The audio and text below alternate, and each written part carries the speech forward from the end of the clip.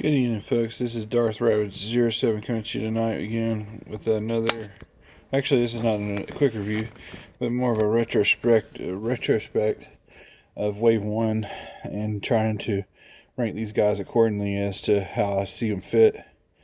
And it's really, if you got all four of these, you're a clear winner of Wave 1, because here's how it breaks down to me. For the best fossilizer, Paleo T-Rex is number one. He looks like Rexy from Night at the Museum. He can even hold his tail like he's playing a game of throwing the bone, or chase the bone hound. So he's ready to go and play throw the bone, from Night at the Museum. That's just so cool, man. He's like, come on, guys. Who wants to play? Who wants to play? And so, I don't know. He's really awesome. When you take it and you break it down even further and you give him weapons at all, he's just good at that. So, number one fossilizer is Paleo T-Rex. Moving right along, for best maximal is going to be Cheetor. I mean, this cat mode is spot on smooth, guys. Cleaned up this kibble better than it did in its masterpiece version. I even showed that off in the video, and then it just looks really good. The paint deco is great. Plus, when you maximize, Cheetor still looks great either which way, man. He's really awesome. I love how the legs again fold up onto the back just like it did in the Beast Wars. Love everything except for the little bit of color glare, and it's like with the camera picks it up worse than my natural eye. So then best Predacon is definitely clearly going to go to Black Arachnia.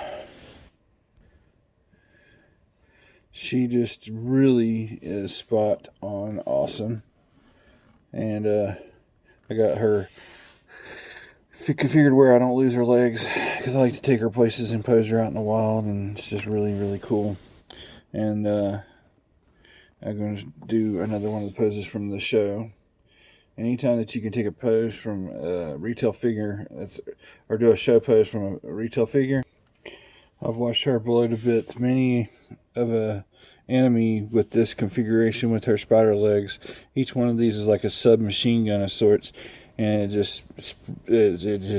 she tears them up, man. So I mean, anytime you recreate a show pose that she uses to attack with, and you can do it in retail at mass retail, like it's not a masterpiece. This says a lot. These are essentially a mini masterpiece, especially when you get into our boy and the number one Autobot of the wave, Warpath here. You take a look on all sides, and this is just the G1 goodness pouring and oozing through once again. And I can't really tell you how much it is so nice that he can articulate that tank head around, that tank turn around, and fight from every direction. There's, a little emptiness back here, but like from this point on, he looks so really cool, guys. And then you get him into robot mode.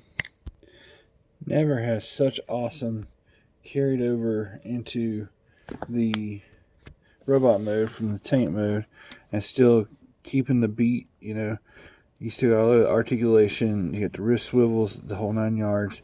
This guy really did blow me away and surprise me. So this is the number one Autobot. Like I said, guys, you go front, back, and center. There's a little bit of clingy, but this is true to the G1, and still it's sophisticated but not overly complicated, and gives it a nice new kingdom form here.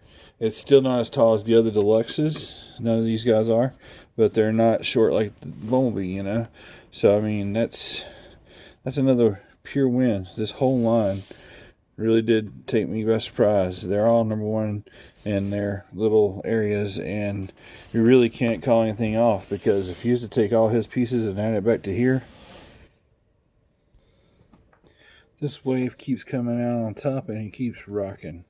So with this retrospect, and who gets number one, they all get number one. The person or people that were able to get the whole wave are the winners in this. And I hope you enjoyed this little retrospective of Transformers WFC Kingdom Deluxe Wave 1. Again, highly recommend this whole wave.